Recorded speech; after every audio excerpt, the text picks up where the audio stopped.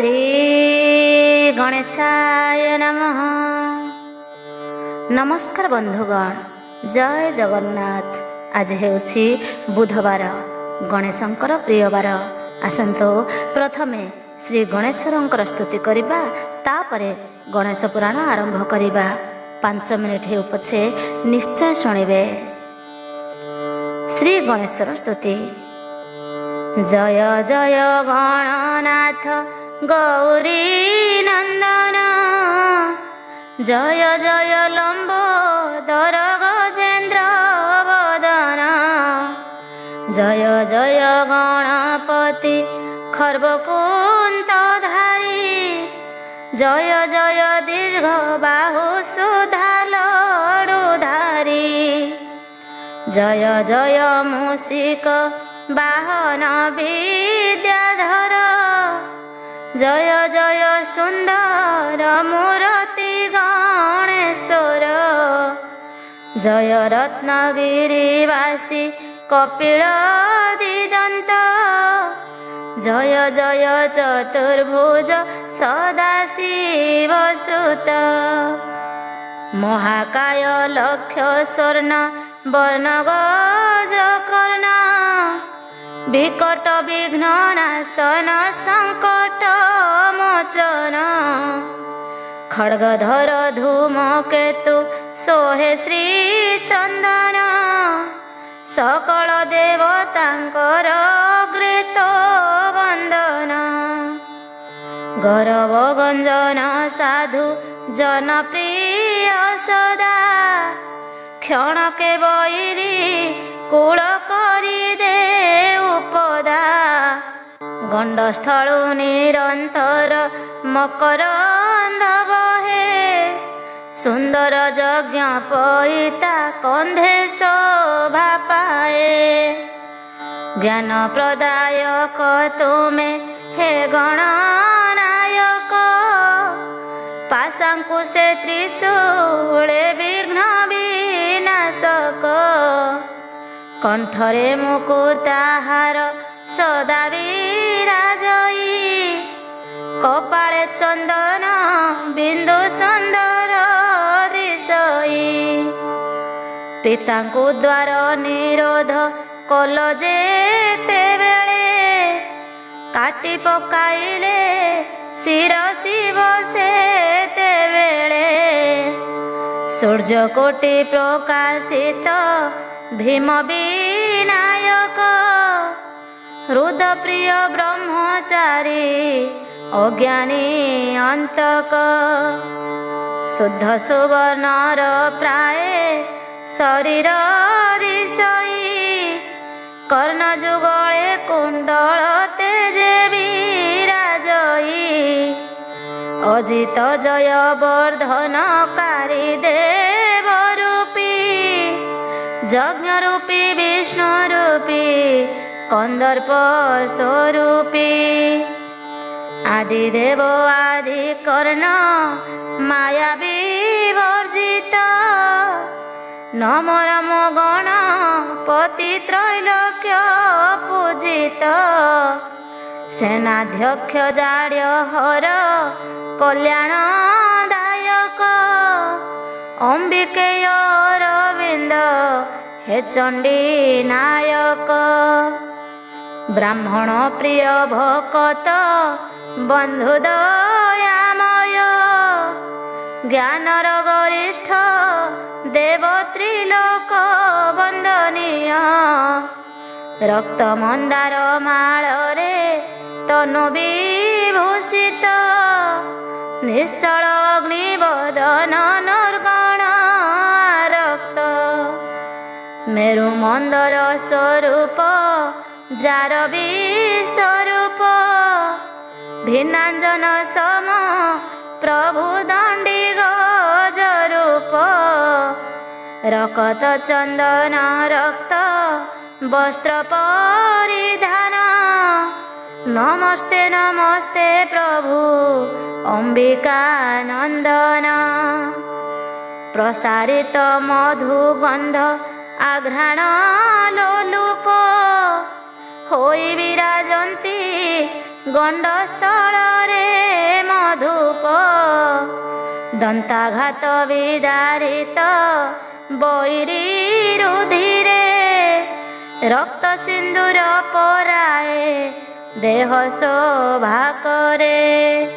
ଶଙ୍କୁବର୍ଣ୍ଣ ପ୍ରଚଣ୍ଡ ହେ ଶାନ୍ତ ଭବାତ୍ମକ ଋଷି ବନ୍ଦନୀୟ ତୁମ୍ଭ ଚରଣ ପଙ୍କଜ ନମ ବିଘ୍ନ ବିନାୟକ ଅଭୟ ବରଦ କି ସ୍ତୁତି କରିବି ମୁହିଁ ଅଜ୍ଞାନ ନିର୍ବୋଧ। ହେ ପ୍ରଭୁ ପାର୍ବତୀ ମୋତେ ଆହେ କୃପା କର ଜନ୍ମେ ଜନ୍ମେ ସେବୁଥିବି ପୟର ତୁମ୍ଭର ନାହିଁ ମୋର ବିଦ୍ୟା ବୁଦ୍ଧି ସହଜେ ମୂରୁଖ ତବ ସ୍ତୁତି କରିବାକୁ ନାହିଁ ମୋର ସଖ୍ୟ। ଦୟା କର ଆହେ ପ୍ରଭୁ ଗିରିଜାନନ୍ଦନ ତୋହର ଚରଣ ତଳେ ଗଲି ମୁଁ ଶରଣ। ଏବେ ଆସନ୍ତୁ ଶୁଣିବା ଗଣେଶ ପୁରାଣ। ଆଜିର ବିଷୟ ନଳ ରାଜାଙ୍କ ଚରିତ। କୁଶଳେ ଅଛନ୍ତି ପିତା ମାତା ସୁତ ସୁତା ଏହା ଦେଖି ଦମୟନ୍ତୀ ହେଲେ ଆନନ୍ଦିତା। ବିଦର୍ଭରେ ଥିଲେ ଯେତେ ଦେବତା ବ୍ରାହ୍ମଣ ସେମାନଙ୍କ ପୂଜା ପାଇଁ କଲେ ଆୟୋଜନ। କନ୍ୟା ପାଇ ନରପତି ହୋଇ ଆନନ୍ଦିତ ସୁଦେବ ବ୍ରାହ୍ମଣେ ଦେଲେ ସମ୍ପତ୍ତି ବହୁତ। ସହସ୍ର ସଂଖ୍ୟାରେ ଗଣି ରଜତ କାଞ୍ଚନ ଗ୍ରାମ ଭୂମି ଆଦି କେତେ ଦ୍ରବ୍ୟ କଲେ ଦାନ। ସେହି ରାତ୍ରେ ମାତା ପାଶେ ଯାଇ ଦମୟନ୍ତୀ ବୋଇଲେ ଜନନୀ ଶୁଣ ମୋହର ବିନତି। ଯଦି ମୋ ଜୀବନରେ ଥାଏ ପ୍ରୟୋଜନ କରାଅ ନଳ ରାଜାଙ୍କୁ ବେଗେ ଅନ୍ୱେଷଣ।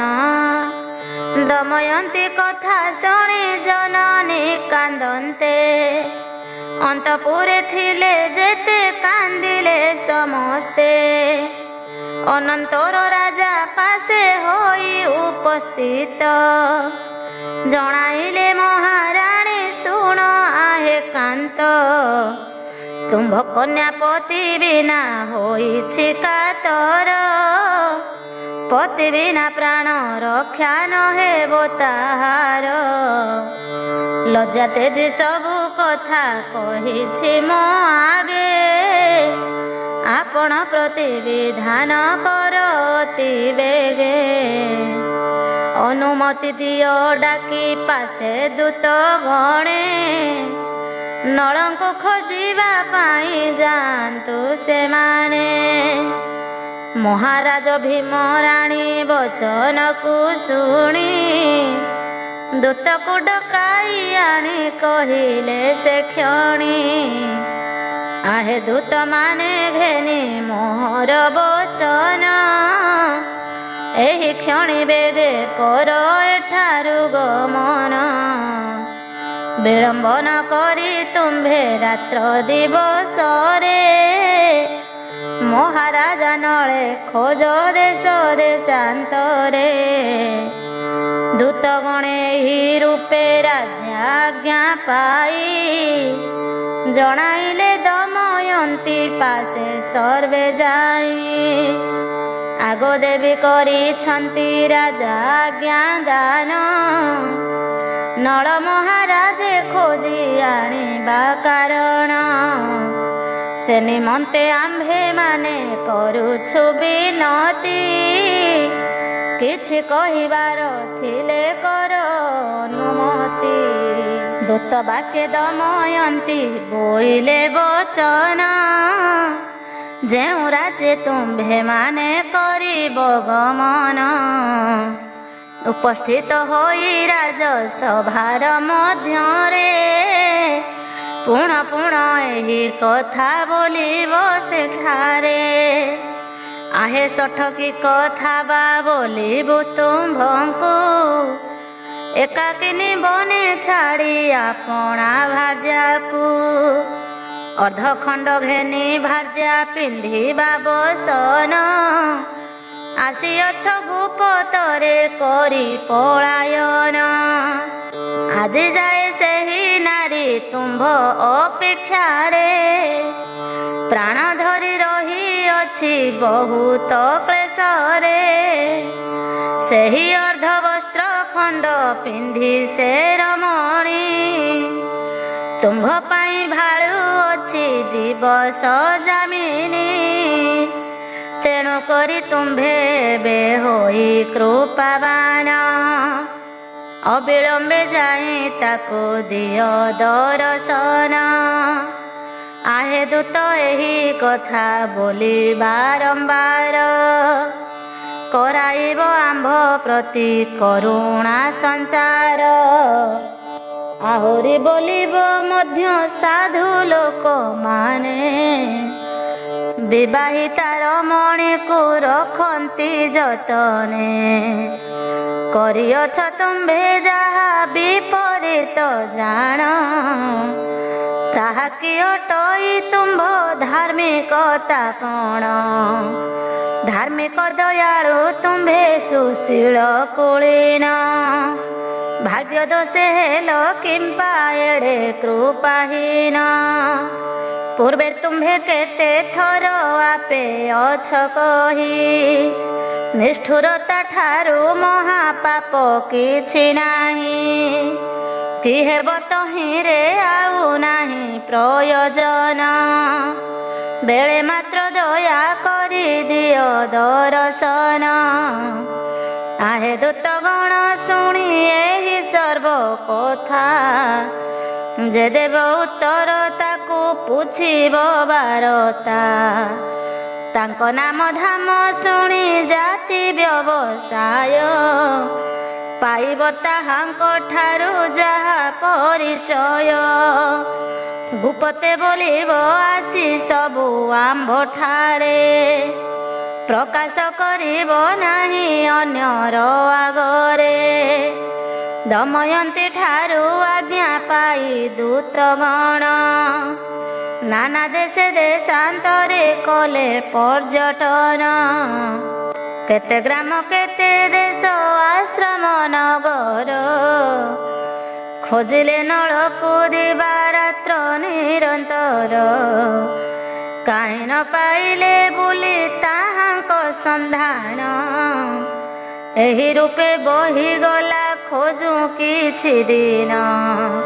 ପୁନାଦି ନାମରେ ଆସି ଏକ ଜଣ ଦୂତ, ବିଦର୍ଭ ନଗର ମଧ୍ୟେ ହୋଇ ଉପସ୍ଥିତ। ଦମୟନ୍ତୀଙ୍କ ନିକଟେ ପରବେଶ ହେଲେ, ଫିଟାଇ ସବୁ ବୃତ୍ତାନ୍ତ ତାହାଙ୍କୁ କହିଲେ। ଆଗ ଦେବୀ ଯାଇଥିଲି ନଳ ଅନ୍ୱେଷଣେ, ଆଣିଛି ସମ୍ବାଦ କିଛି ଶୁଣନ୍ତୁ ଆପଣେ। ଖୋଜି ଖୋଜି ଅଯୋଧ୍ୟାରେ ହେଲି ଉପସ୍ଥିତ, ଋତୁପୂର୍ଣ୍ଣ ରାଜା ଯହିଁ କରନ୍ତି ରାଜତ୍ୱ। ଉଚ୍ଚାରଣ କଲି ସଭା ମଧ୍ୟେ ପୁଣ ପୁଣ, ଦେଇଥିବା ଆପଣଙ୍କ ଉପଦେଶ ମାନ। କେହି କର୍ମଚାରୀ ଅବା ଆପେ ନୃପବର, ମୋ ବାକ୍ୟ ସେମାନେ କିଛି ନ ଦେଲେ ଉତ୍ତର। ସ୍ଥାନାନ୍ତରେ ଯିବା ପାଇଁ ହେଉଛି ଉଦ୍ୟତ, ଏକ କର୍ମଚାରୀ ଆସି ହେଲା ଉପସ୍ଥିତ। ସେହି କର୍ମଚାରୀ ନାମ ଅଟଇ ବାହୁକ, ଦେଖିବାକୁ ଅତିଶୟ କଦର୍ଯ୍ୟ ସେ ଲୋକ। ରାଜାଙ୍କ ସାରଥି ହୋଇ ରହିଛି ସେଠାରେ, ଅତିଶୟ ନିପୁଣ ସେ ଅଶ୍ୱଚାଳନାରେ। ରନ୍ଧନରେ ପୁଣି ସେହି ଅଟଇନି ପୁଣ, ମୋର ପାଶେ ଧୀରେ ଧୀର କଲା ଗମନ। ଦୁଇ ନେତ୍ରୁ ବହୁ ଅଛି ଅଶ୍ରୁଧାର ତାର, ନିତାନ୍ତ ଦୁଃଖରେ କ୍ଷୀଣ ହୋଇଛି ଶରୀର। କିଛି କାଳ ପାଇଁ କରି ସମ୍ବରଣ ଖେଦ, ପୁଛା କରି ମତେ ସର୍ବକୁଶଳ ସମ୍ବାଦ। ବୋଇଲେ ସଦ୍ବଂଶେ ଜାତ ହୋଇଛି ଯେ ସତୀ, ପତି ପରାୟଣା ସାଧି ଧର୍ମେ ଯାର ମତି। বিষম দুর্দশা ମଧ୍ୟ ହେଲେ ଉପସ୍ଥିତ, ଆପଣାର ଧର୍ମ ରକ୍ଷା କରିବ ସତତ। ସ୍ୱାମୀ ପ୍ରତି କଦାଚ ସେ ନ କରଇ ରୋଷ, ଏଥିପାଇଁ ପର କାଳେ କରେ ସ୍ୱର୍ଗବାସ। ନିରନ୍ତର ଥାଏ ତାର ଧର୍ମ ମାର୍ଗେ ମତ, ଅସତ କର୍ମରେ କେବେ ନ ଜନ୍ମେ ପ୍ରବୃତ। ଯେବେ ହେନି ସଦାପତି ନଳ ମହାରାଜା, ଅକାରଣେ ଛାଡ଼ି ଆସି ଅଛନ୍ତି ଭାରଜା। ଏଥିପାଇଁ ହେବେ ଚାହିଁ ରୁଷ୍ଟ ଦମୟନ୍ତୀ, ଯେଣୁ ସେ ସକଳ ଦୁଃଖ ଅବସ୍ଥା ଜାଣନ୍ତି।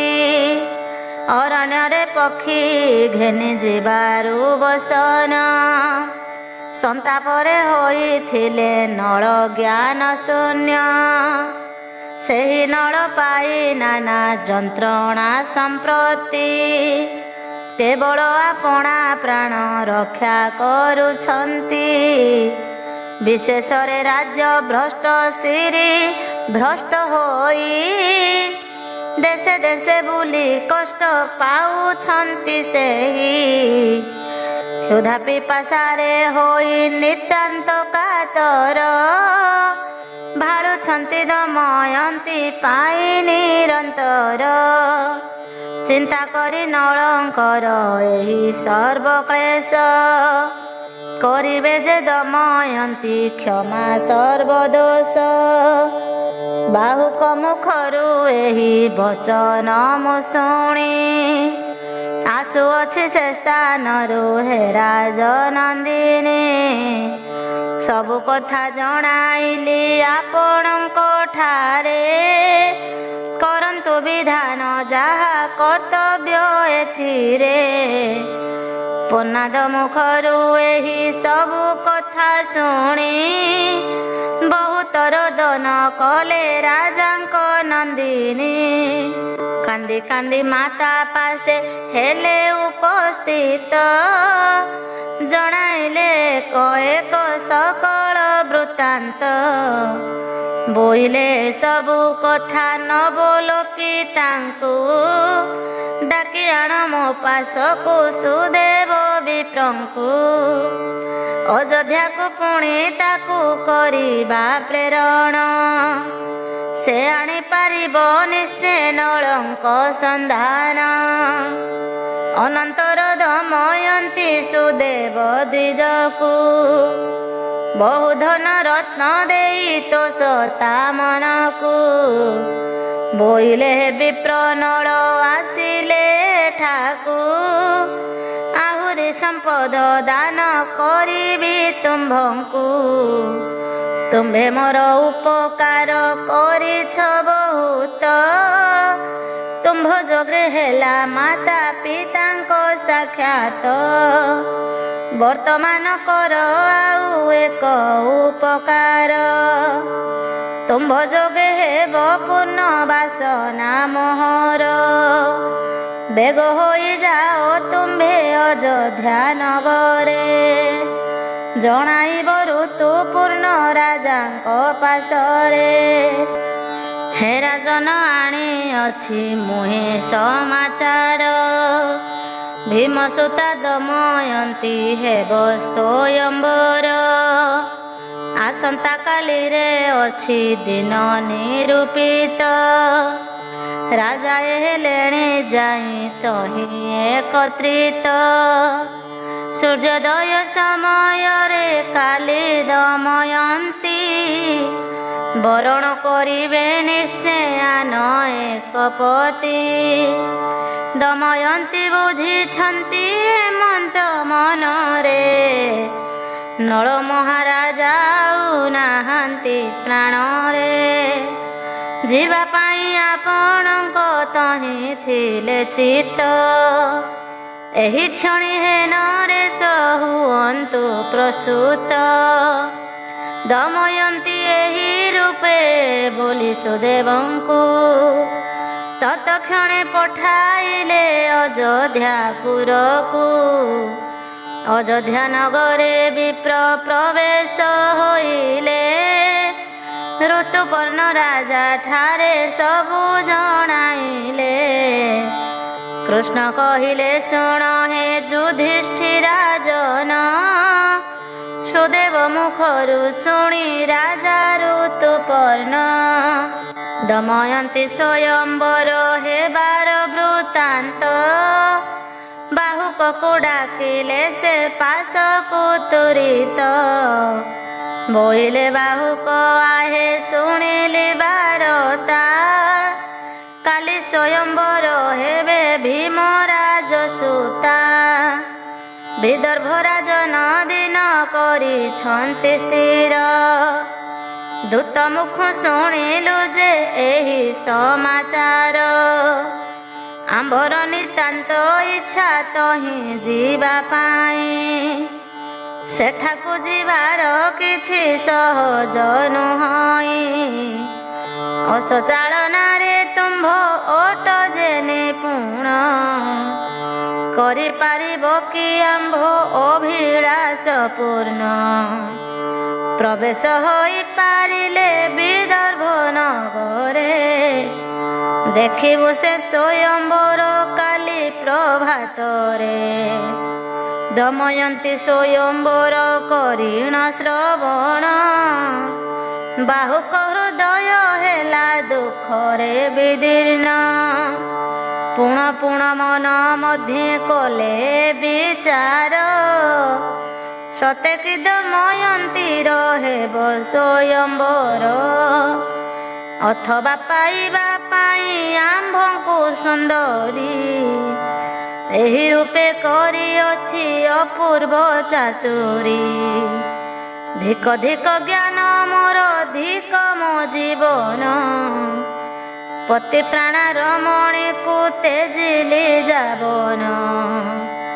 ଚଞ୍ଚଳ ଅଟଇ ନାରୀ ମାନଙ୍କ ଚରିତ୍ର, ଏ ରୂପ ଘଟିବା କିଛି ନୁହଁ ବିଚିତ୍ର। ଅଥବା କରିଛୁ ଆମ୍ଭେ ଯେପରି ଅନ୍ୟାୟ, ତାହା ପ୍ରତି ଦୋଷ ହେବା ନୁହଁ ବିଧେୟ। ଦମୟନ୍ତୀ ଆମ୍ଭ ପାଇଁ ଥିବ ଉତ୍କଣ୍ଠିତା, ବିଶେଷରେ ପାଶେଛନ୍ତି ନନ୍ଦନ ଦୁହିତା। ଅତଏବ ଭଲ ରୂପେ ଯାଇଅଛି ଜଣା, ସ୍ୱୟଂବର କଥା ମାନ ସବୁ ପ୍ରତାରଣା। ଆଜି ପ୍ରଦେଶିଲେ ଯାଇ ବିଦର୍ଭ ନଗରେ, ସକଳ ବୃତ୍ତାନ୍ତ ଜଣାଯିବ ସାକ୍ଷାତରେ। ଋତୁପୂର୍ଣ୍ଣ ପ୍ରାର୍ଥନାରେ କଲେ ସନମତ, ନ ରହିବ କିଛି କାଲି କଥା ଅବିଦିତ। ସୁବାହୁ ଏତେକ କଥା ମନେ କରି ସ୍ଥିର, ବୋଇଲେ ଋତୁପର୍ଣ୍ଣଙ୍କୁ ଯୋଡ଼ିବେନି କର। ଆପଣ ପାଇଁ ପ୍ରସ୍ତୁତ ହୁଅନ୍ତୁ ବେଗରେ, ଆଜ ପ୍ରବେଶାଇ ଦେବି ବିଦର୍ଭ ନଗରେ। ବାହୁକ ସେଠାରୁ ଅଶ୍ୱଶାଳକୁ ଯାଇଣ, ଫିଟାଇ ଆଣିଲେ ଏକ ଅଶ୍ୱକୁ ବାଛିଣ। ଅତି କ୍ଷୀଣ ଦେହ ତାର ଗମନେ ନିପୁଣ, ଉଚ୍ଚୈଶ୍ରବା ଅଂଶେ ଜାତ ସର୍ବସୁଲକ୍ଷଣ।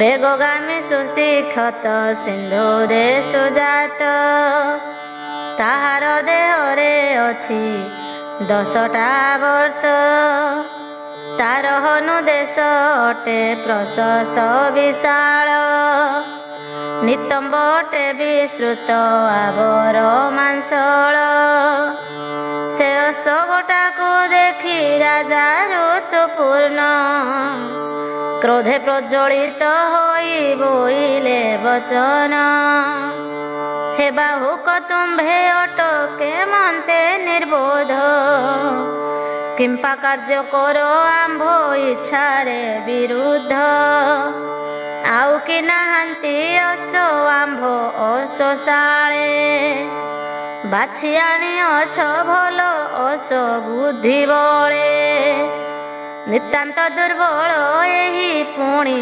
ଅଶକତ କିପରି ଦୁର୍ଗମ ବାଟ ଘେନି ଜୀବରଥ ବୋଇଲେ ବାହୁକ ଆହେ ଶୁଣନ୍ତୁ ରାଜନ ଏହି ଅଶୋକଟି ଅଟେ ସର୍ବସୁଲକ୍ଷଣ ମସ୍ତକରେ ଦୁଇ ଗୋଟି ଗୋଟିଏ କପାଳେ ପାର୍ଶ୍ୱେ ଉପପାର୍ଶ୍ୱେ ଚାରି ଧ୍ରୁବ ବକ୍ଷସ୍ଥଳେ ପଶ୍ଚାତରେ ଏକ ଗୋଟା ଅଛି ପ୍ରକାଶିତ ସବୁ ସୁଦ୍ଧା 10 ଗୋଟା ବହିଛି ଆବର୍ତ୍ତ ନିଶ୍ଚୟ ମୋହର ଅଛି ବିଶ୍ୱାସ ଏମନ୍ତ ବିଦର୍ଭ ନଗରେ ବେଗେ ହେବ ଉପସ୍ଥିତ ଅଥବା ଏଥିରେ ଯଦି ନ ହେବଟି ରୁଚି ଯେ ଅସ ବୋଲିବେ ତାକୁ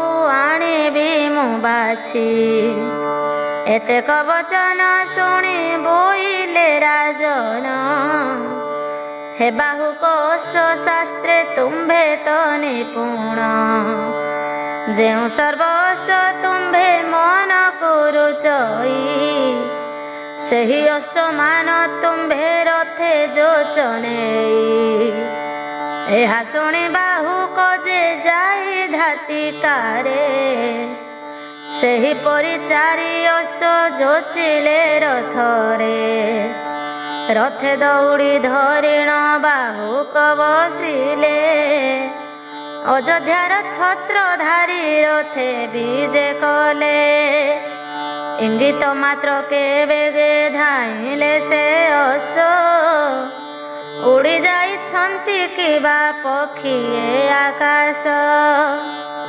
ବାଷ୍ଣେୟ ସାରଥି ବସି ଅଛନ୍ତି ପାଖରେ ଅଶୋକଣ ଧାଇଁଛନ୍ତି ପବନ ବେଗରେ ଋତୁପର୍ଣ୍ଣ ନରନାଥ ଦେଖି ରଥ ଗତି ବିସ୍ମୟ ହୋଇ ମଣିଲେ ଆଚମ୍ବିତ ଅତି ରଥ ବେଗ ଗତି ଦେଖି ବାଷ୍ଣେୟ ଭାଳନ୍ତି ଦେହୁ ହୋଇବ କି ଅବା ମାତଳି ସାରଥି କିବା ସାଜି ହୋତ୍ର ଧରି ନର କଳେବର କପଟେ ହୋଇଅଛନ୍ତି ମର୍ତ୍ତେ ଅବତାର ହେବେ ବାନି ସଧପତି ମହାରାଜ ନଳ ସେହି ଯେ ଜାଣନ୍ତି ଅସ ଚାଳନା କୌଶଳ ଏତିନିରୁ ଜଣେ କେହି ହେବ ଏ ବାହୁକ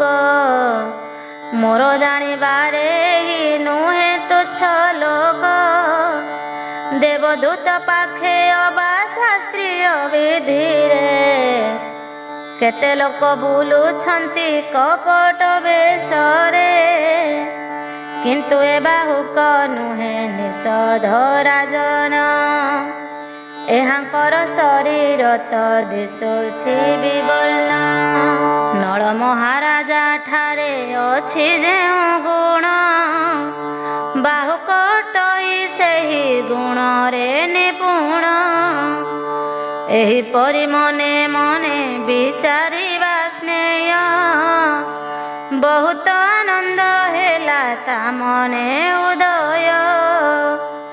ଋତୁପର୍ଣ୍ଣ ମଧ୍ୟ ଦେଖି ବାହୁକର ଗୁଣ ବୋଇଲେ ବାହୁକ ତୁମ୍ଭ ଶିକ୍ଷା ଧନ୍ୟ ଧନ୍ୟ ହେ ଧର୍ମ ନୃପତି ଶୁଣ ଏଥୁ ଅନନ୍ତରେ ରଥ ବାହି ଯାଉଛି ଯାଉଛନ୍ତି ବାହୁକ ବେଗରେ। କେତେ ନଦ ନଦୀ ବନ ଉପବନ ଗ୍ରାମ, ମୁହୂର୍ତ୍ତ ମଧ୍ୟରେ ଚାଲେ କରି ଅତିକ୍ରମ।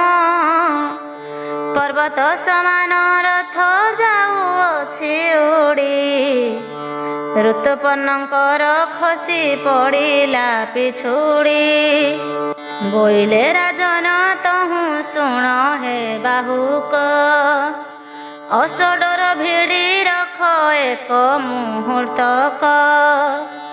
ରଥର ପ୍ରବଳ ଗତି ହେତୁ ପବନରେ, ଆମ୍ଭ ଉତ୍ତରୀୟ ଖସି ପଡ଼ିଲା ବାଟରେ। ରଖ ରଥ ଯାଆନ୍ତୁ ଯେ ବାର୍ଷ୍ଣେୟ ଓହ୍ଲାଇ, ଆମ୍ଭ ଉତ୍ତରୀୟ ଖଣ୍ଡ ଆଣନ୍ତୁ ଉଠାଇ।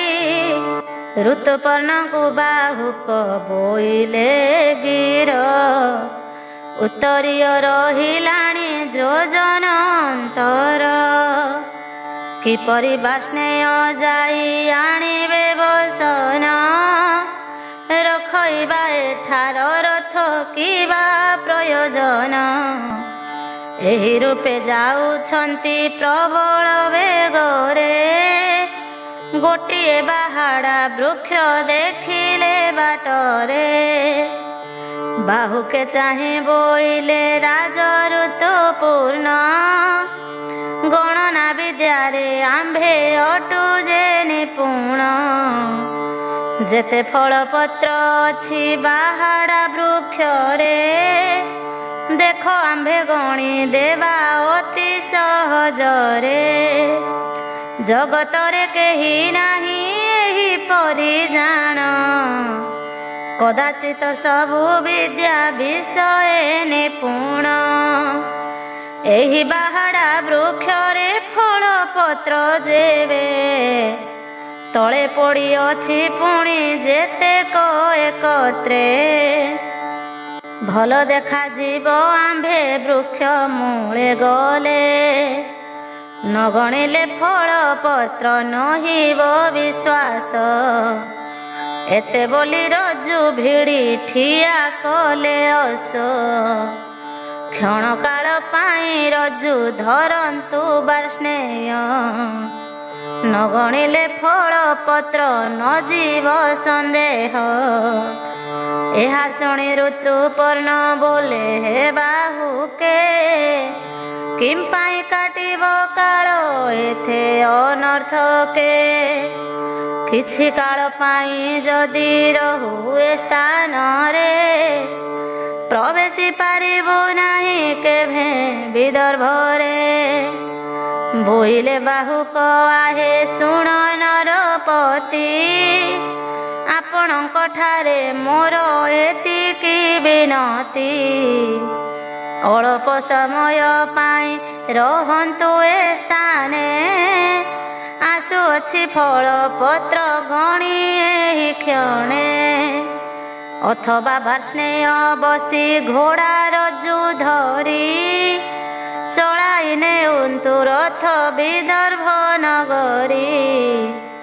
ବୋଇଲେ ରାଜନ ତୁମ୍ଭ ସମାନ ସାରଥି, ହେ ବାହୁକ କଦାଚିତ ଜଗତେ ନାହାନ୍ତି। ତୁମ୍ଭେ କରିବାରୁ ଆମ୍ଭ ସାରଥି ଶିକାର, ବିଦର୍ଭ ନଗରକୁ ହୋଇ ଅଛୁ ଅଗ୍ରସର। ପୁଣ ପୁଣ ତୁମ୍ଭ ଠାରେ କରୁଛୁ ବିନତି, ବାଧା ଦିଅ ନାହିଁ ଆହେ ବାହୁକ ସାରଥି। ଆଜି ଯଦି ବିଦର୍ଭରେ ହେବୁ ଉପସ୍ଥିତ, ତୁମ୍ଭ ଉପକାର ଆମ୍ଭେ ମଣିବୁ ବହୁତ। କରାଇଲେ କାଲି ପ୍ରାତେ ସଭା ଦର୍ଶନ, କରିବୁ ତୁମ୍ଭ ବାସନା ସର୍ବ ପରିପୂର୍ଣ୍ଣ। ଏହା ଶୁଣି ବାହୁକ ଯେ ବୋଇଲେ ବଚନ, ଆହେ ମହାରାଜ ଶୁଣ ମୋର ନିବେଦନ। ନଗଣିଏ ଫଳ ପତ୍ର ନ ପାରଇ ଯାଇ, ଏତିକି ପ୍ରାର୍ଥନା ରକ୍ଷା କର ନର ସାଇଁ। ଋତୁପର୍ଣ୍ଣ ହୋଇ ତହିଁ ଅଗତ୍ୟା ସମ୍ମତ, ବୋଇଲେ ବାହୁକ ଗଣି ଆସ ଫଳ ପତ୍ର। ଏକମାତ୍ର ଡାଳେ ଥିବା ପତ୍ର ଗଣି ଆସ, ସହଜେ ହେ ଜିଆ ମକତାରେ ଯେ ବିଶ୍ୱାସ। ତକ୍ଷଣେ ବାହୁକ ହୋଇ ରଥୁ ଅବତୀର୍ଣ୍ଣ, କଲେ ଯାଇ ସେ ବାହାଡ଼ା ବୃକ୍ଷକୁ ଛେଦନ। ଫଳପତ୍ର ମାନ ଗଣି ହେଲେ ଆଚମ୍ବିତ, ବୋଇଲେ ରାଜନ ତୁମ୍ଭ ବିଦ୍ୟା ଅଦ୍ଭୁତ। ଗଣିଲ ଏ ଫଳ ପତ୍ର ଯେ ବିଦ୍ୟା ବଳରେ, ଦୟାକରି ସେ ବିଦ୍ୟା ବୋଲ ମୋ ଆଗରେ। ବୋଇଲେ କଥା ଶୁଣି ଅଯୋଧ୍ୟାର ନାଥ, ଗଣନା ବିଦ୍ୟାରେ ଆମ୍ଭେ ଅତ୍ୟନ୍ତ ପଣ୍ଡିତ। ଅଦ୍ୱିତୀୟ ଆମ୍ଭେ ଅଟୁ ପଶା ଖେଳିବାରେ, ନଥିବ ଜଗତେ କେହି ଆମ୍ଭ ସମନାରେ। ବୋଇଲେ ବାହୁକ ନୃପେ ଆହେ ନର ରାଣ, ମୋଠାରୁ ଅଶ୍ୱବିଦ୍ୟା କରନ୍ତୁ ଗ୍ରହଣ। ବୋଲନ୍ତୁ ଗଣନା ବିଦ୍ୟା ତା ପରିବର୍ତ୍ତରେ, ଉପକୃତ ହେବା ଦୁଇ ଜଣ ପରସ୍ପରେ। ବାହୁକ ବାକେ ବୋଇଲେ ରାଜା ଋତୁପର୍ଣ୍ଣ, ଆମ୍ଭଠାରୁ ସଂଖ୍ୟା ବିଦ୍ୟା ନିଅ ଏହି କ୍ଷଣ। ତୁମ୍ଭ ଅଶ୍ୱବିଦ୍ୟା ଏବେ ଥାଉ ତୁମ୍ଭଠାରେ, କରିବୁ ଯେ ବିଦ୍ୟା ଶିକ୍ଷା ଆମ୍ଭେ ଉତ୍ତାରେ। ଏହା କହି ଅଯୋଧ୍ୟାର ରାଜା ଋତୁପର୍ଣ୍ଣ, ବାହୁକଙ୍କୁ ସଂଖ୍ୟା ବିଦ୍ୟା କଲେ କ ପ୍ରଦାନ। ଏଥୁ ଅନନ୍ତରେ ସେହୁ ପାପ ମତି କଳି, କର୍କଟକ ତୀକ୍ଷ୍ଣ ବିହ ଓ କାଳି ଓ କାଳି। ନଳଙ୍କ ଦେହୁ ବାହାରି ଗଲା ତତକ୍ଷଣ, ଦମୟନ୍ତୀ ସାପ ତାର ହେଲା ବିମୋଚନ। ପୁଣ୍ୟଶ୍ଳୋକ ନଳ ରାଜା କଳି ଆକ୍ରମଣେ, ବିଶେଷ ଯନ୍ତ୍ରଣା ପାଉଥିଲେ ରାତ୍ର ଦିନେ। ନଥିଲା ତାହାଙ୍କ ଜ୍ଞାନ ନଥିଲା ବିଚାର, କରୁଥିଲେ ବ୍ୟବହାର ବାତୁଳ ପ୍ରକାର। ଏତେବେଳେ ପାଇ ସେହି କଳିର ସାକ୍ଷାତ, କ୍ରୋଧେ ସାପ ଦେବା ପାଇଁ ହୋଇଲେ ଉଦ୍ୟତ। ଏହା ଦେଖି ଦୁଷ୍ଟ କଳି ଭୟେ ଥରି ଥରି, ବୋଇଲା ଯେ ହାତ ଯୋଡ଼ି ଆହେ ଦଣ୍ଡଧାରୀ। ଆପଣଙ୍କ ଠାରେ ସତ୍ୟ କରିଅଛି ପାପ, କୃପା କରି ଏବେ ମୋତେ ନ ଦିଅନ୍ତୁ ସାପ। କରନ୍ତୁ କରୁଣା କରି କ୍ରୋଧ ସମ୍ବରଣ, ଆପଣଙ୍କ ମହାକୀର୍ତ୍ତି କରିବି ସ୍ଥାପନ। ଯେଉଁଦିନ ଦମୟନ୍ତୀ ସତୀଙ୍କୁ ନିର୍ଦ୍ଦୋଷେ, ପକାଇଲେ ପରିତ୍ୟାଗ କରି ଅନ୍ୟ ଦେଶେ।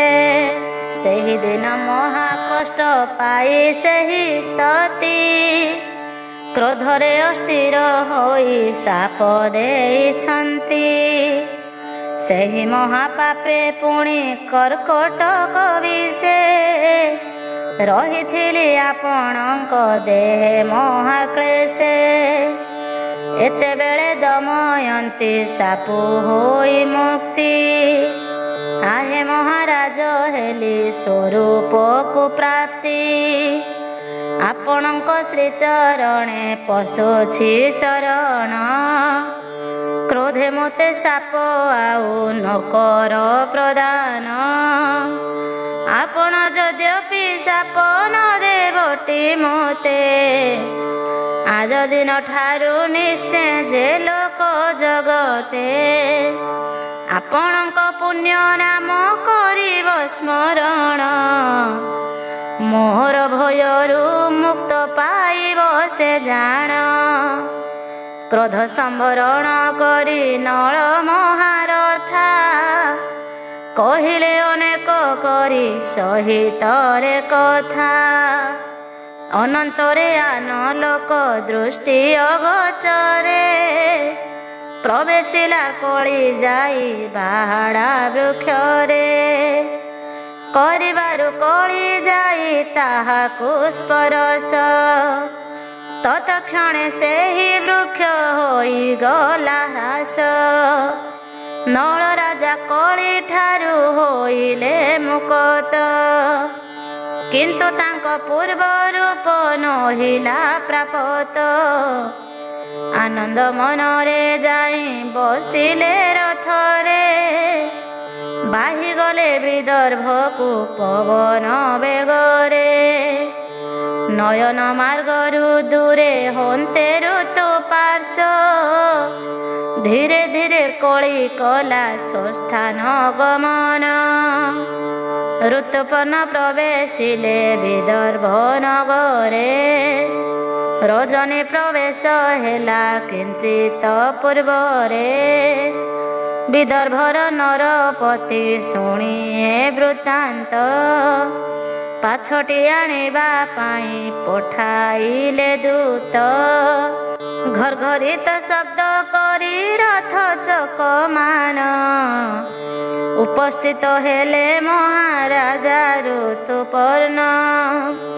ନଳ ରାଜା ଗମନେ ରଥ ଆଉ ଅସ। ପୂର୍ବେ କରୁଥିଲେ ଯେହୁ ସନ୍ତୋଷ ପ୍ରକାଶ। ଋତୁପର୍ଣ୍ଣ ଆଗମନେ ତେହ୍ନେ ଅସଗଣ। ଆନନ୍ଦରେ ହସ୍ରାରବ କଲେ ଘନ ଘନ।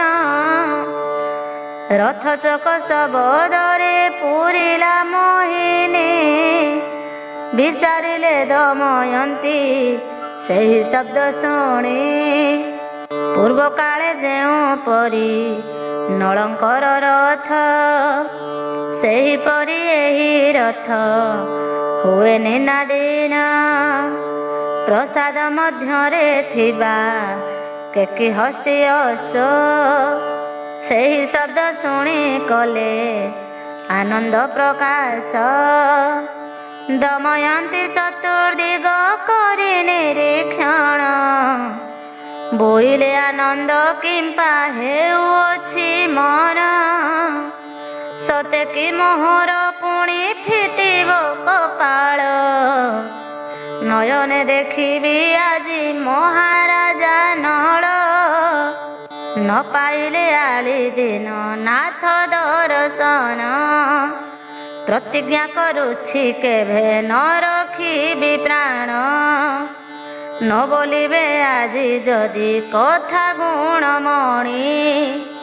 ନିଶ୍ଚୟ ନିଶ୍ଚୟ ଦେବି ଜୀବନ ଘାତିନି। ଆଜି ନ ଦେଖିବି ଯେବେ କମଳ ବଦନ। ଜଳନ୍ତା ନଳେ ନିଶ୍ଚିତ ଯିବି ଜୀବନ। ମିଥ୍ୟା କଥା କେଭେ ମୁହିଁ ତାଙ୍କୁ କହି ନାହିଁ।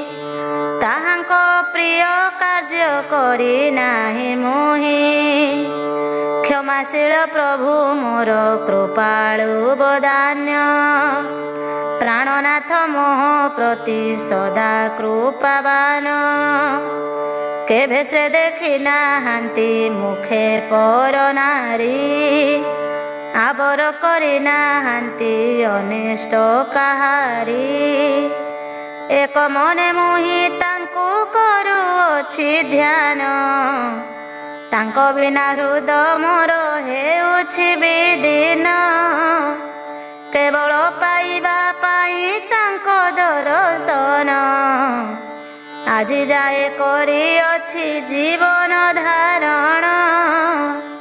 ଏହିପରି ନଳଙ୍କର ଗୁଣକୁ ସୁମରି। ବହୁତ ବ୍ୟାକୁଳ ହେଲେ ଭୀମଙ୍କ କୁମାରୀ। ଅନନ୍ତର ପାଇବାକୁ ନଳ ଦର୍ଶନ। ସୌଧ ଶିଖରେ ଯାଇ କଲେ ଆରୋହଣ। ବସି ଅଛନ୍ତି ବାହୁକ ବାର୍ଷ୍ଣେୟ ରଥରେ। ପ୍ରବେଶିଲେ ଋତୁପର୍ଣ୍ଣ ରାଜା ସିଂହ ଦ୍ୱାରେ। ବାହୁକ ବାର୍ଷ୍ଣେୟ ଦୁହେଁ ରଥରୁ ଓହ୍ଲାଇ କ୍ଳାନ୍ତ ସଗଣ ଦେଲେ ରଥରୁ ଫିଟାଇ। ରଥ ପରୁ ଓହ୍ଲାଇଣ ଅଯୋଧ୍ୟାର ନାଥ। ବିଦର୍ଭ ରାଜାଙ୍କ ପାଶେ ହେଲେ ଉପସ୍ଥିତ। ନ ଦେଖିଣ ସ୍ୱୟଂବର ହୋଇଲେ ବିସ୍ମିତ। କେଡ଼େ ମନ୍ଦ କର୍ମ କଲି ଆସି କରିଏଥ। ଭୀମ ମହାରାଜ ତାଙ୍କୁ ବହୁତ ଆଦରେ ଆସନରେ ବସାଇଲେ ଆପଣା ପାଶରେ। ଭୀମ ରାଜା କହିଲେ କହେ ଅଯୋଧ୍ୟାନାଥ, କହ ଏଠାକୁ ଆସିଲ କିମ୍ପା ଅକସ୍ମାତ।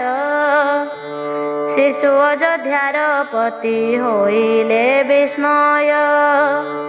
ମିଥ୍ୟା ସ୍ୱୟଂବର ବୋଲି ଜାଣିଲେ ନିଶ୍ଚୟ।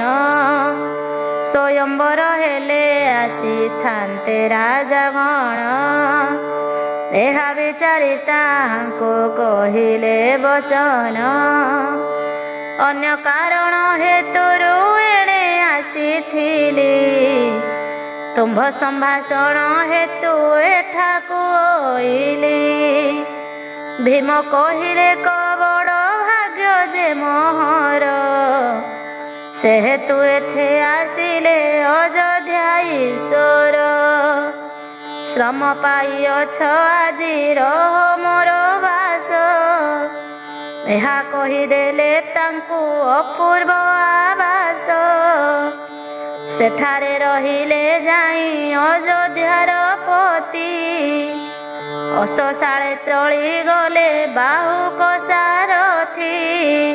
ଅସଗଣ ପରିଚର୍ଯ୍ୟା କରିଣ ବାନ୍ଧିଲେ। ପ୍ରସାଦ ଉପରେ ଥାଇ ବୈଦର୍ଭୀ ଦେଖିଲେ। ଋତୁପର୍ଣ୍ଣ ରାଜା ଆଉ ସାରଥି ତାହାର। ନଳ ରାଜାଙ୍କୁ ନ ଦେଖି ହୋଇଲେ କାତର। ଏତେ ଭାଳି ପଠାଇଲେ କେଶିନୀ ଦୂତକୁ। ଯାଅ ବେଗେ କେଶିନୀ ତୁ ପୁଛ ସାରଥିକୁ। ଦେଖିଲେ ତାହାଙ୍କ ମୁଖ ହୃଷ୍ଟ ହେବ ମନ। ଶୀଘ୍ର ଆସି କହ ମୋତେ ବୁଝିଣ କାରଣ। ଏହା ଶୁଣିଣ କେଶିନୀ କଲା ଶୀଘ୍ର ଗତି। ମଧୁର ବଚନେ କହେ ସାରଥିର ପ୍ରତି। ରାଜକନ୍ୟା ଦମୟନ୍ତୀ ଏଠାକୁ ପେଶିଲେ। କି ହେତୁ ଏଥେ ଅଇଲ କହ ତୁମ୍ଭେ ଭଲେ। ବାହୁକ ବୋଇଲେ ମୋ ଅଯୋଧ୍ୟା ଯେ ବସତି। ଋତୁପୂର୍ଣ୍ଣ ରାଜାଙ୍କର ଅଟଇ ସାରଥି। ଏହିଠାରୁ ଯାଇଥିଲେ ଏକ ଦ୍ୱିଜବର। କହିଲେ ଭୈମୀର ହେବ ପୁଣ ସ୍ୱୟଂବର। ରାତ୍ର ଶେଷେ ବରିବେଶେ ଆଉ ଏକ ସ୍ୱାମୀ। ଏହି ହେତୁ ଋତୁପୂର୍ଣ୍ଣ ଅଇଲେ ଭୂମି। ଶତେକ ଯୋଜନ ଦୂରୁ ଆସିଲେ ନୃପତି। ବାହୁକ ମୋହର ନାମ ମୁଁ ତାଙ୍କ ସାରଥି।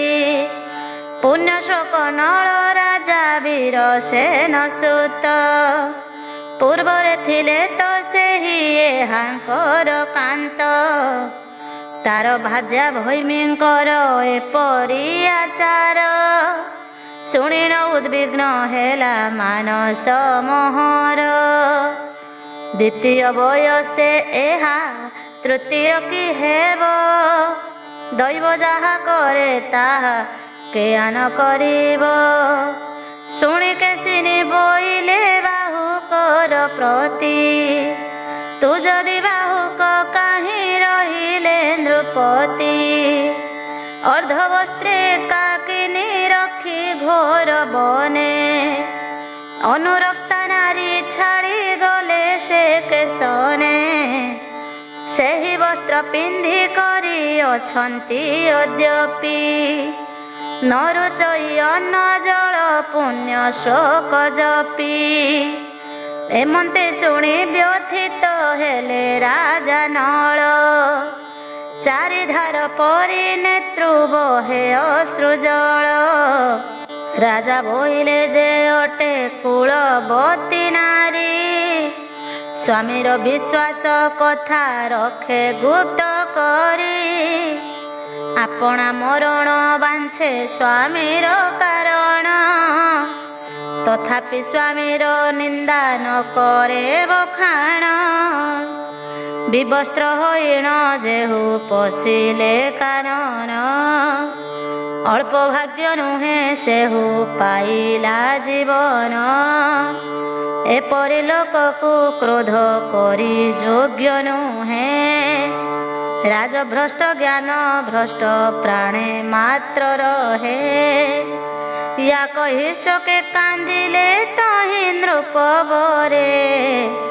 କେଶିନୀ ସବୁ କହିଲେ ଭୈମୀର ଆଗରେ। ଭୈମୀ କହିଲେ କହି ନୁହେଁ ଅନ୍ୟ ଜନ। ପୁନରପି ଯାଇ ବୁଝ ତାଙ୍କର ଲକ୍ଷଣ। କି ଆଚାର କି ବିଚାର କେଉଁ କର୍ମ କଲେ। ବୁଝି ଆସିଣ ସତର କହ ମୋ ଆଗରେ। ଆଜ୍ଞା ପାଇ ଦାସୀ ତହୁଁ କରିଲା ଗମନ। ଦେଖିଣ ସକଳ କର୍ମ ଓଇଲା ବହନ। କେଶିନୀ କହିଲା ଶୁଣ ଆଗ ରାଜ ଜେମା। ଦେଖିଲି ଯେ ବାହୁକର ଅପାର ମହିମା। ରନ୍ଧନ ସାମଗ୍ରୀ ମାନ ଋତୁ ପୂର୍ଣ୍ଣ ନୃପେ। ତାଙ୍କ ପାଶେ ପଠାଇଣ ଦେଲେ ତୁମ୍ଭ ବାପେ। ସେ ସର୍ବ ସାମଗ୍ରୀ ଦେଲେ ବାହୁକର କରେ। ଦେଖି ତା କାର୍ଯ୍ୟ ଆଶ୍ଚର୍ଯ୍ୟ ହୋଇଲି ଅନ୍ତରେ। ଶୂନ୍ୟ କୁମ୍ଭକୁ କରନ୍ତେ ସେହି ସୃଷ୍ଟିପାତ। ଜଳେ ପୂର୍ଣ୍ଣ ହେତୁ କୁମ୍ଭ ଏ ବଡ଼ ଅଦ୍ଭୁତ। ଜଳରେ ସେ ଦ୍ରବ୍ୟମାନ ଧୋଇଲେ ସକଳ। କିଛି ତୃଣ କାଷ୍ଠ ଥିଲା ନଥିଲା ଅନଳ। ତୃଣ ବେଗ ନେଇ ଦେଲେ ସେ କାଷ୍ଠ ମଧ୍ୟରେ। ଦୃଷ୍ଟି ମାତ୍ରେ ତୃଣ କାଷ୍ଠ ଜଳିଲା ଇଚ୍ଛାରେ। କ୍ଷଣ ମାତ୍ରେ ସର୍ବଦ୍ରବ୍ୟ ରନ୍ଧନ କରିଲେ। ଏବେ ସକଳ ବୁଝିଲି ବୈଦର୍ଭୀ କହିଲେ। ପୁଣି କହିଲେ କେଶିନୀ ଯାଅ ଆଉ ଥରେ। ତାଙ୍କ ରନ୍ଧନ ବ୍ୟଞ୍ଜନ ମାଗି ଆଣ ଖରେ। କେଶିନୀ ବାହୁକ ଠାରୁ ମାଗିଣ ବ୍ୟଞ୍ଜନ। ଦମୟନ୍ତୀ ପାଶେ ଦେଇ ନେଲା ସେ ତକ୍ଷଣ। ଖାଇଣ ବ୍ୟଞ୍ଜନ ଭୈମୀ ହରସ ହୋଇଲେ। ନିଶ୍ଚୟ ଏ ନଳ ବୋଲି ମନେ ବିଚାରିଲେ। ଦୁଇ ପୁତ୍ର କନ୍ୟା ଦେଲେ କେଶିନୀ ସହିତେ। ଦେଖିକି କହିବେ ବୁଝି ଆସ ତୁ ତୁରିତେ। କେଶିନୀ ସଙ୍ଗରେ ଦେଖି ନନ୍ଦର ନନ୍ଦିନୀ। ଶୀଘ୍ର ଉଠି କୋଳ କଲେ ନଳ ନରମଣି। ଦୁହିଁଙ୍କର ମୁଖ ଦେଖି କଲେ କ୍ରନ୍ଦନ। ପୁଣି ପୁଣି ଚୁମ୍ବ ଦେଇ କଲେ ଆଲିଙ୍ଗନ। କେତେ କ୍ଷଣ କହିଲେ କେଶିନୀର ପ୍ରତି। ଦୁଇ ଶିଶୁ ଦେଖି ମୋର ସ୍ଥିର ନୁହେଁ ମତି। ଏହିପରି କନ୍ୟା ପୁତ୍ର ଅଛନ୍ତି ମୋହର। ବହୁଦିନ ଦେଖି ନାହିଁ ମୁଖ ଦୁହିଁଙ୍କର। ସେହି ଅନୁତାପେ ଅଶ୍ରୁ ହୋଇଲା ପତନ। ଅପତ୍ୟ ବିଚ୍ଛେଦ ତାପ ନୁହେଁ ସମ୍ବରଣ। ଏ ଘଟଣା ଦେଖି କିଏ ଭାବିବ କି କଥା। ନେଇଯାଅ ଶୀଘ୍ର ତୁହି ଏହି ସୁତ ସୁତା। ଏମନ୍ତ ଶୁଣିଣ ତହୁଁ କେସିନି ଚଳିଲା। ଏହି ସବୁ କଥା ଯାଇ ଭୈମୀକୁ କହିଲା। ଶୁଣିଣ ବୈଦର୍ଭୀ ବ୍ୟଗ୍ର ହୋଇଲେ ଦର୍ଶନେ, ଶୀଘ୍ର ଯାଇ ଜଣାଇଲେ ମାତା ସନ୍ନିଧାନେ। ଆଜ୍ଞା ଯଦି କର ଯିବି ବାହୁକ ପାଶକୁ, ଶୁଣି ଏ ବୃତ୍ତାନ୍ତ ରାଣୀ ଆଜ୍ଞା ଦେଲେ ତାକୁ। ତନୟା ସଙ୍ଗେ ଘେନିଣ କାମନା, ପତି ଦର୍ଶନେ ଯାନ୍ତି ଅଛଇ କେଶିନୀ। ତନୟା ସଙ୍ଗେ ଘେନିଣ କାମିନୀ, ପତି ଦର୍ଶନେ ଯାନ୍ତି ଅଛଇ କେଶିନୀ। ଅଶ୍ୱଶାଳେ ପ୍ରବେଶିଲେ ଯାଇ ଦମୟନ୍ତୀ, ଜଟିଳ ମହିଳା ଜୀର୍ଣ୍ଣ ବାସ ପିନ୍ଧିଛନ୍ତି।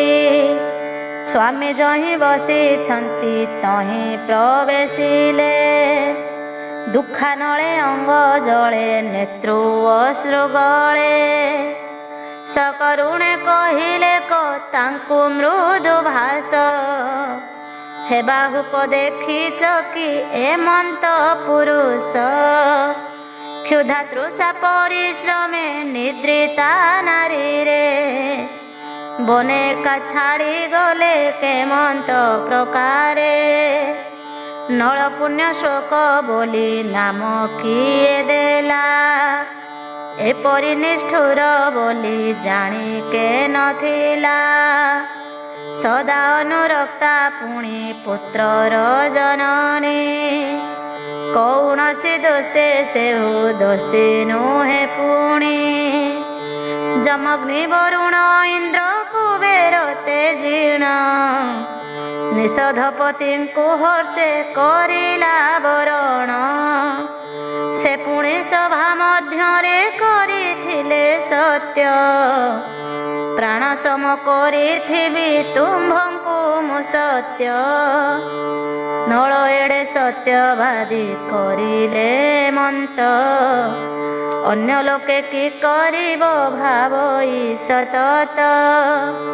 ଭୈମୀ କଥା ଶୁଣିଲା ଯେ କହନ୍ତି ନୃପଣୀ, ପ୍ରାପ୍ତେ କହୁଡ଼ିବ ତୁମ୍ଭ ପରାୟ ରମଣୀ।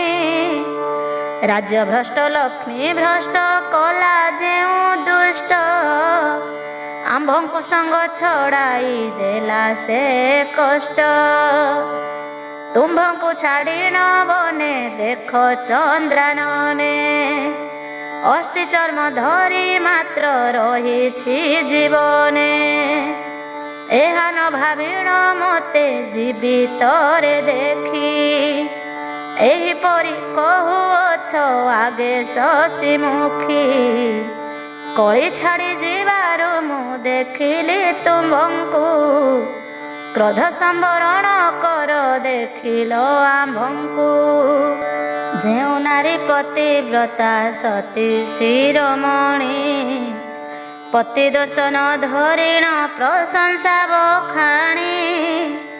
ଆଉ ଶୁଣିଲି କହିଲା ଏକ ଦ୍ୱିଜବର, ଅନ୍ୟ ପତି ଗରିବ ସେ କରି ସ୍ୱୟଂବର। ଅଯୋଧ୍ୟାରେ ଥାଇ ଏହା ଶୁଣି ମୋର ଶ୍ରୁତି, ଦେଖିବାକୁ ଆସିଅଛି ତୁମ୍ଭ ଅନ୍ୟପତି। ଏକୁତ୍ସିତ କର୍ମ କେହି ରାଜକୁଳେ ଜନ୍ମ, କରୁଛି କି କହ ତୁମ୍ଭେ ଆଗ ସୁବଦନେ। ନଳ ନରପତିଙ୍କର ଏହି ବାଣୀ ଶୁଣି, ଦମୟନ୍ତୀ କହିଲେ କ ଯୋଡ଼ିବେନି ପାଣି।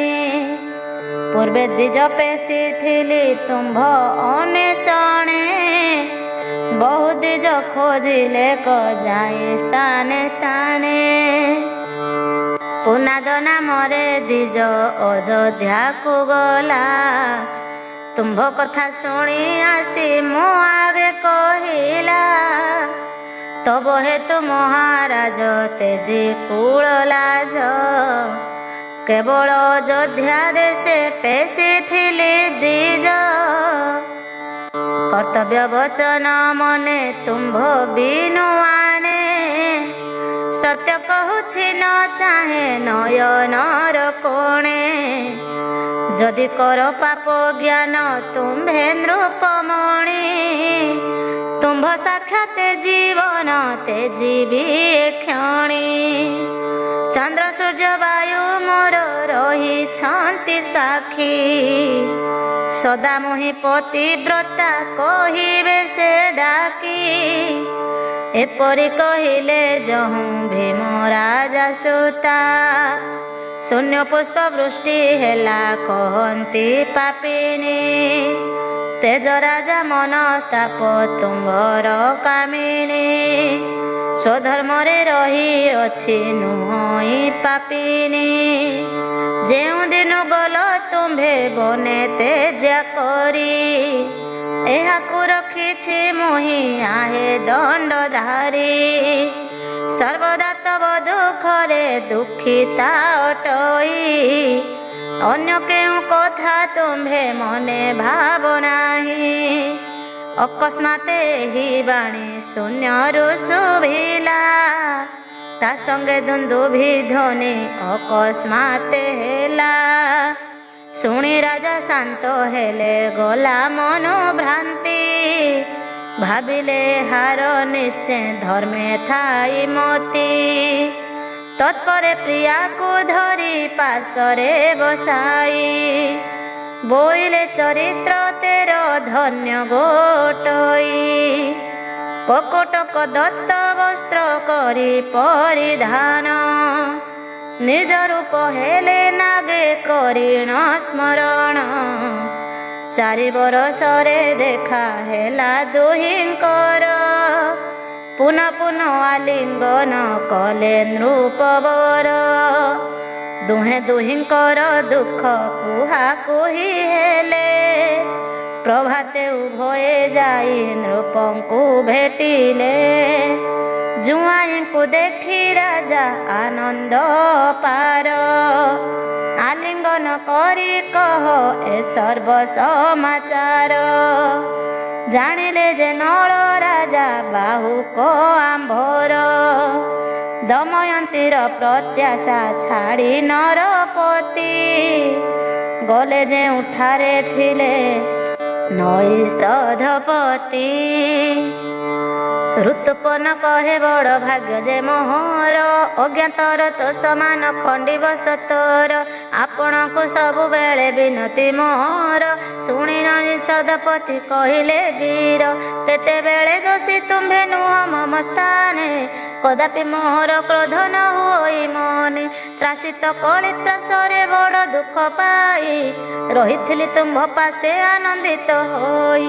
ତୁମ୍ଭ ଆଶ୍ରମେ କାଟିଲି ବିପଦ ସମୟ। ମହାସୁଖେ ଥିଲି ଯଥା ନିଜର ଆଳୟ। ବିପଦ ସମୟ ଯାରେ ଯେହୁ ରଖେ ପାଶେ। ଧର୍ମରେ ବଢ଼ୋଇ ସେହି ଧର୍ମ ତାକୁ ରଖେ। ଅତଏବ ଶୁଣ ରାଜା କରେ ନିବେଦନ। ଏମନ୍ତ ବିପଦେ ଯେହୁ ରଖେ ସେହି ଧନ୍ୟ। ହୋଇଲି ପରମ ସଖା ଛକି କହିବି। ଗାଇବି ତୁମ୍ଭର ଗୁଣ ଯେତେ କାଳ ଥିବି। ପରସ୍ପରେ ଆଲିଙ୍ଗନ ବିନିମୟ କଲେ। ଅଶ୍ୱବିଦ୍ୟା ଦେଇ ତାଙ୍କୁ ଅକ୍ଷ ବିଦ୍ୟା ନେଲେ। ଆପଣା ସାରଥି ଘେନି କୌଶଳର ରାୟ। ଆପଣା ରାଜ୍ୟକୁ ଗଲେ ହୋଇଣ ବିଦାୟ। ତତଃପର ନଳ ରାଜା ଶ୍ୱଶୁରଙ୍କୁ କହି। ନିଷିଦ୍ଧ ରାଜ୍ୟକୁ ଗଲେ କେତେ ସୈନ୍ୟ ନେଇ। ଏକାଥରେ 16 ହସ୍ତୀ 50 ଅଶ୍ୱ। 200 ପଦାତିକ ନେଇଣ ନରେଶ। ନିଜ ରାଜ୍ୟରେ ଯାଇଣ ପ୍ରବେଶ ହୋଇଲେ। ପୁଷ୍କରେ କହିଲେ ତୋତେ ନିଜ ରାଜ୍ୟ ଦେଲି। ଖେଳରେ ହାରିଣ ମୁହିଁ ବନରେ ପଶିଲି। ତୁମ୍ଭ ସଙ୍ଗେ ଖେଳିବାକୁ ଇଚ୍ଛେ ପୁନର୍ବାର। ଆପଣାର ଆତ୍ମାପଣ କରିବା ଏଥର। ଜାଣିଲେ ତୁମ୍ଭର ଆତ୍ମା ହୋଇବ ଆମର। ହାରିଲେ ମୋହର ଆତ୍ମା ହୋଇବ ତୁମ୍ଭର। ଦ୍ୱିତ କ୍ରୀଡ଼ା କରିବି ମୁଁ ଆଣ ପଶାସାର। ତା ନହେଲେ ବେଗେ ଉଠ ଧରି ଧନୁଷର। ନଳଙ୍କ ବଚନ ଶୁଣ ପୁଷ୍କର ହସିଲେ। ତୁମ୍ଭଙ୍କୁ ଦେଖିଣ ବଡ଼ ଭାଗ୍ୟବାନ ବୋଲେ। ଦମୟନ୍ତୀ ସହ ତୁମ୍ଭେ ପ୍ରବେଶିଲେ ବନେ। ଏହି ତାପ ଅନୁକ୍ଷଣ ଜାଗେ ମୋର ମନେ। ଦମୟନ୍ତୀ ଖେଳରେ ନ କଲେ ରାଜା ପଣ। ମୋହର ବାଞ୍ଛିତ ବିଧି କରିଲା ଘଟନ। ଏହା କହି ପାଶା ସାର ପୁଷ୍କର ଆଣିଲେ, ଆତ୍ମାପଣ କହି ଦୁହେଁ ଖେଳି ନ ବସିଲେ। ଦେଖନ୍ତୁ ଧର୍ମର କର୍ମ ଆହେ ସର୍ବଜନ, ଦୁଷ୍ଟ କଳି ଦ୍ୱାପର ଏ ନାହାନ୍ତି ସେ କ୍ଷଣ। ସାର ଧରି ନ ଫିଙ୍ଗନ୍ତେ ନଳ ଖଣ୍ଡ ଧାରି, ସେ କ୍ଷଣ ଧର୍ମ ନୌକାରେ ହୋଇଲେ ସେ ପାରି। ଜିଣିଲେ ନିଷଧପତି ହାରିଲେ ପୁଷ୍କର, ଭାଳଇ ପୁଷ୍କର ମନେ ହୋଇଲା ଦୁଷ୍କର। ଏମନ୍ତ ବିଚାରି ତାର ଉଡ଼ଇ ଜୀବନ, ସର୍ବାଙ୍ଗ କମ୍ପେ ଲୋତକ ଜର୍ଜର ନୟନ। ସେ ଧାର୍ମିକ ଧର୍ମ ଭୀରୁ ଦୟାର ସାଗର, ଅନୁଜେ ଚାହିଁ ବୋଇଲେ ନଳ ଦଣ୍ଡଧର। ନ ଡର ପୁଷ୍କର ତୁମେ ନାହିଁ ତୁମ୍ଭ ଦୋଷ, ଯାହା କରିଛ ମନରେ ନ ହୁଅ ବିରସ। କଳି ଏହା କଲା ସବୁ ଦୈବ ନିବନ୍ଧନ, ପୂର୍ବ ପରି ରହି କର ହରଷିତ ମନ।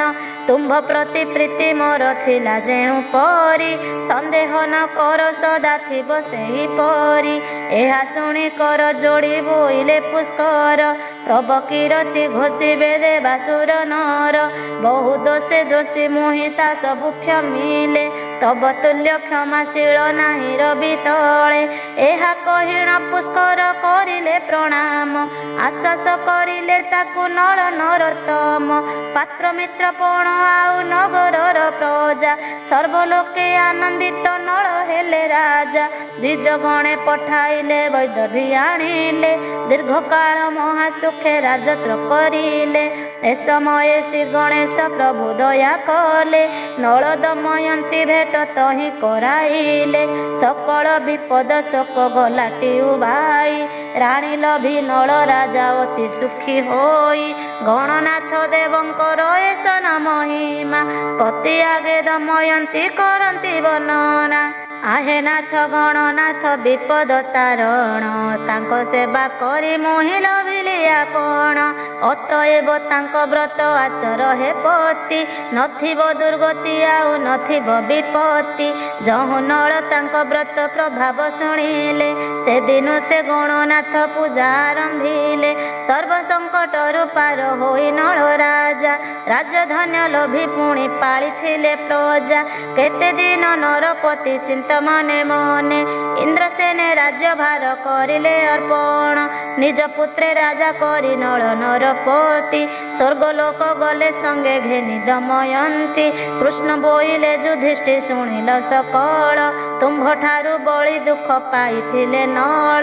ସମ୍ପଦ କାହାର କେବେ ନର ହୋଇ ସ୍ଥିର, କ୍ଷଣ ମାତ୍ର ରହେ ଯେନେ ଜୁଆରର ନୀର। ଚିନ୍ତି କରୁଣା ସାଗର ଚରଣ ସରୋଜ, ନଳ ଚରିତ ଲେଖିଲା ବାସୁଦେବ ଦ୍ୱିଜ। ଆହେ ପ୍ରଭୁ ନଳ ଦୁଃଖ ହରିଲ ଯେପରି, ଅଚିରେ ଦୁଃଖ ଖଣ୍ଡରୁ ମୋହର ସେ ପରି।